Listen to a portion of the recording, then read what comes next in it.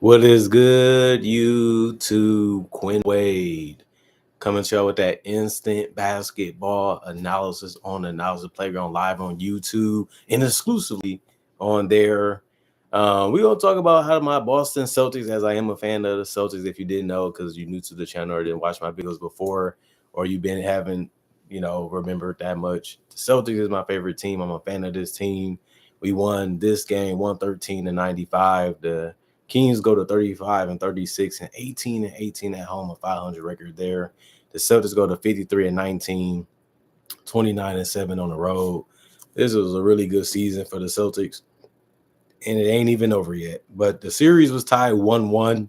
The Kings blew us out earlier this season. We was able to return the favor. This will possibly be the last time we see them this season, as they don't really look like they're going to be a playoff team. And even if they do, I don't think they're going to make a legitimate run to get to the NBA Finals. Would be the only way we can meet. So let me get that out there. The Celtics was able to go 30-29 in the first quarter and win that quarter. They also won the second quarter 26-22. They also won the third quarter 32-17, and they won the most important quarter, which is the fourth 25-17 without Jason Tatum, who got injured in this game, and he was playing like an MVP caliber player, a Finals MVP caliber player against the Kings, making some tough, some hard, some difficult decisions in shots in this game, and he has always been able to do that since he's been an NBA player, and he just was torching them from the perimeter especially, and it was just good to see. Jason Tatum has really developed that killer instinct. He has really developed his confidence to be at the highest level as it needs to be if you want to be one of the best players in the league, and this was a highly impressive performance from him. He only played 26 minutes and still had 25 points after he walked off the court with the free throws. After that, he was 8 of 15 from the field, 5 of 9 from three, 4 of 8 from the free throw line. He made some tougher shots than the free throw shots that he missed, which is a joke, but it's true. 7 rebounds, 8 assists, 3 turnovers, 1 personal foul. He was a plus 13 and plus minus. He was the MVP of this game, and he was the best player in this game, my personal opinion. And he finished with 25 points. Kristaps Porzingis had one impressive block that I really enjoyed in this game, showing that he didn't give up and he really wanted to stop that guy from scoring, even though his teammate ended up scoring because he went for that block. That's the type of mentality that we have to have defensively if we want to win another championship. And Porzingis is an important part into that mentality. And he did it the right way tonight. He was only 5 of 13 from the field and 1 of 4 from three. He did go 5 of 6 from the free throw line. He finished with 16, 8 rebounds. One of them was offensive with 2 assists and a steal and 2 blocks. He did have 4 personal fouls. Now he got to calm that down a little bit in the future, but he was a plus 6 and plus minus, and we love to take that. Drew Holiday didn't shoot the ball that good tonight. He was 2 of 11 from the field, 1 of 5 from three, and he attempted no free throws. He finished with only 5 points. But he did get a rebound. It was offensive with 3 assists and a steal. He did have 2 personal fouls. He was a plus 16 and plus minus. Derek White, 4 of 9 from the field, 3 of 8 from three, 1 of 2 from the free throw line. 8 assists, 5 rebounds, 2 steals, 1 turnover, 4 personal fouls, and a plus 5 and plus minus with 12 points for him. He hit some key threes that was needed throughout this game, and he usually does deliver on that, and it was good to see. And Jaylen Brown, 4 of 8 from the field, 1 of 3 from the three-point line, 2 rebounds, 1 steal, 3 turnovers, 1 personal foul. He was a -1 and plus minus with 9 points. This was a game that you really wouldn't expect him to be off a little bit, but since other guys picked it up, he didn't really have to. Plus, he didn't play that many minutes anyway. But you can say, well, Tatum played this amount of minutes at a better game. Well, only one of them can shoot per shot. So it's either you shooting the ball or you defend it, or it's your turn to shoot, or you're not shooting. And a lot of guys had more attempts than Jaylen Brown tonight. Every starter had more attempts than him. So that's why he ended up with those 9 points. Plus, he didn't play a lot. Drew Peterson, 1 minute for him. He didn't do anything because of that. Baylor was 3 of 6 from the field. It was all threes. He finished with 9 points, 7 rebounds. 2 of them was offensive, 1 assist, 2 steals, 1 block. He was a plus 17 and plus minus. He played 28 minutes, which was good to see. Luke Cornett has been one of their best bench players too. He was 6 of 7 from the field, 1 of 2 from the free throw line, 8 rebounds, 4 was offensive, 3 assists, 1 steal, 1 block, 1 turnover, 1 personal foul. He was a plus 16 and plus minus with 13 points. Kada got on the court again after not doing it the last game, I believe. He was 1 minute play for him, 1-on-1 from the field, 2 rebounds, 1 was offensive, 2 points. And then Peyton Pritchard, 8 of 18 from the field, 5 of 13 from 3, 1 of 2 from the free throw line, 5 rebounds, 1 of them was offensive, 2 assists, 1 steal, 2 turnovers, 1 personal foul, a plus 18 and plus minus with 22 points. And then J.D. Davison played 1 minute. He was 0-1 from the field. It was a 3, 1 assist. And Jordan Walsh was 0-1 from 3, 2, and that was the only field goal, and he finished with 0 points, also with nothing really done. The only difference is J.D. had an assist, and Jordan Walsh didn't have anything. The rest of the guys didn't play coach's decision, although they was healthy. 41 to 90, 45% from the field, 19 to 50, 38% from 3, 12 of 20, 60% from the free throw line. That's really bad. We got to improve that. That can't be the standard for a team that's trying to win a championship, in my honest opinion. 10 offensive rebounds, 45 total, 28 assists, 9 steals, 4 blocks, 10 turnovers, and 14 personal fouls. And then the Sacramento Kings, Domantas Sabonis, 6 of 10 from the field, 0 of 2 from 3, 4 or 5 from the free throw line. Got some post shots, got some deep paint catches, and he ended up playing a pretty good game. 16 points, 17 rebounds.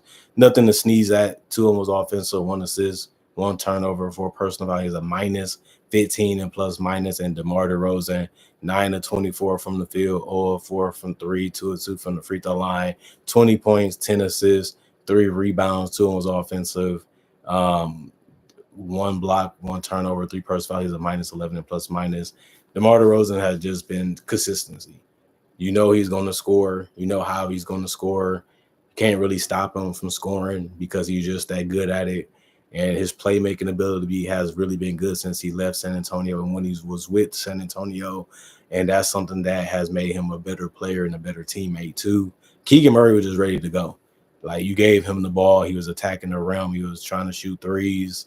And he did a good job tonight. 5 of 11 from the field, 3 of 5 from 3. No free throws, which is something that he really doesn't do that much anyway. 5 rebounds, 2 of them was offensive, 1 assist, 2 steals.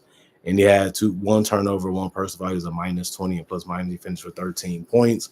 You do want to see him get to the free throw line, but he's a guy that likes to play more perimeter oriented. And that kind of makes it harder to score from the free throw line, especially if you're trying to make the shot instead of trying to draw a foul. Zach LaVine was 6 of 16 from the field, 1 of 5 from 3, 1 of 1 from the free throw line, 5 rebounds, 1 of them was offensive, 2 assists, 1 steal, 4 turnovers, 1 personal foul, minus 22 and plus minus 14 points. It was a solid game. You want more from him. Obviously he's one of your best players. You need him to get going. You need him to play well. And he didn't do that tonight. He played okay. And that just can't happen when you're up against a team like the Celtics, because they will embarrass you and they will blow you out because they're one of the hardest teams to stop in the NBA. Keon Ellis did get a steal. That was funny. Jaylen Brown actually thought he wasn't going to steal it, and then he threw it that way anyway, and he just stole it, and it was just hilarious how bad Jaylen Brown thinking was on that pass. But he was 5 of 7 from the field, 2 of 4 from 3, 2 of 3 from the free throw line, 3 rebounds, 4 assists, 2 steals, 4 turnovers, 3 personal fouls, and a minus 19 and plus minus. He was 14, finishing all 5 of the starters getting double figures. But they didn't shoot the ball that well tonight, as sad as that's going to sound. They did score, but they didn't shoot that well. They didn't match the way that they needed to match because they didn't really get much out of their bench. So once they played their 30-plus minutes and everybody in the starting lineup did, the starters really was the team. That's the easiest way to say it is they was the team tonight because they wasn't on the court. They didn't really have a shot at winning this game. But Trey Lyles, he was 0-1 from the field and played 9 minutes. He had 4 rebounds, 1 was offensive, and that was it. Terry Taylor, 0-1 from the field. Zeros across the board for him. Jake LaRavia, 1 of 4 from the field, 0-1 from 3. 2 rebounds, 1 assist, 2 steals, 2 turnovers, 2 personal fouls, a minus 1 and plus minus 2 points. Isaiah Crawford, 3 minutes, zeros across the board for him. Jonas Valanciunas played 13 minutes. He got 2 of 4 from the field shooting, 3 rebounds, 1 assist, 3 personal fouls, a -3 and plus -4 points. And Isaac Jones, 2 of 4 from the field, 1 rebound, 4 points. And then Markelle Fultz actually had his best game as a King. He was 3 of 4 from the field, 2 of 2 from 3, 2 assists and 1 rebound. He did have a turnover in the personal foul also, but he finished as a +1 and led everybody with 8 points. It just can't happen. Like, your bench can't have all these guys play, and the best performance you got was a 1 rebound, 2 assists, and 8-point performance, and that was it. But, the most points that was played off the bench was Jake LaRavia with them 17.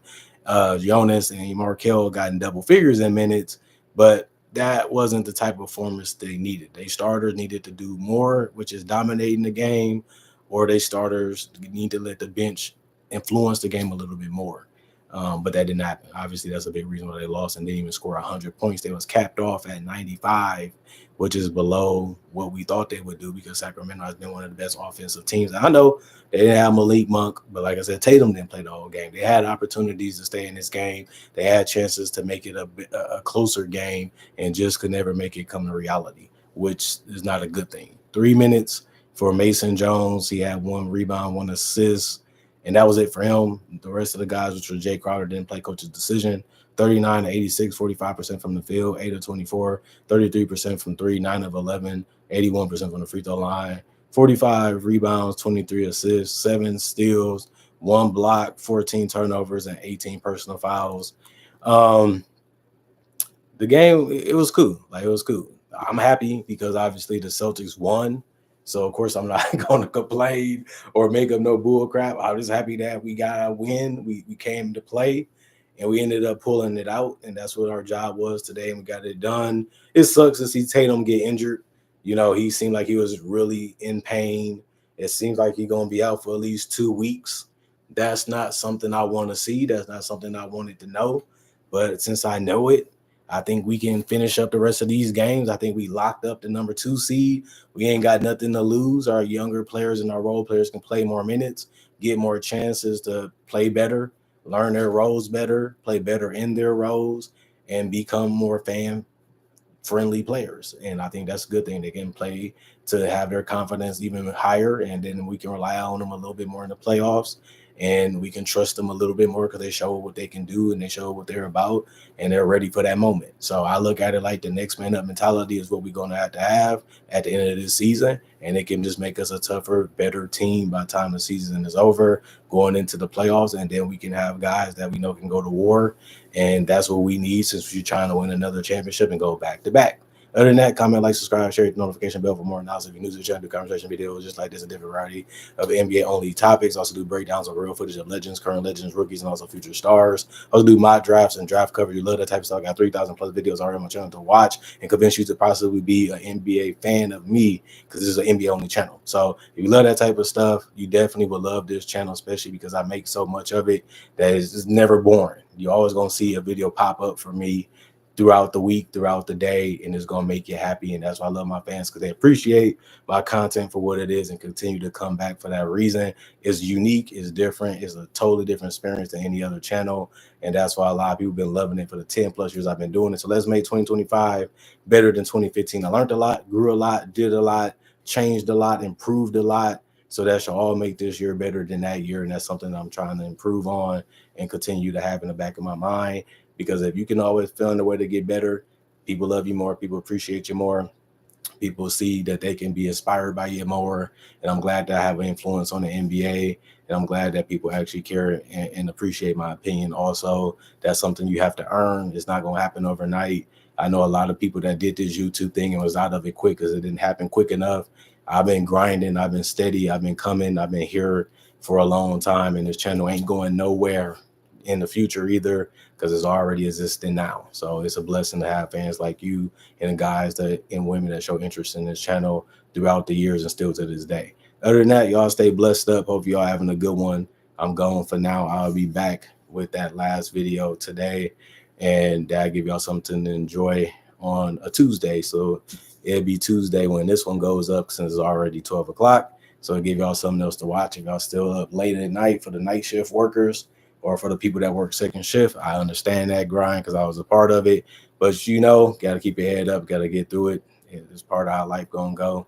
We all got to go through it, whether we like it or not. Survival instincts is needed to continue to keep yourself happy too. Other than that, peace out.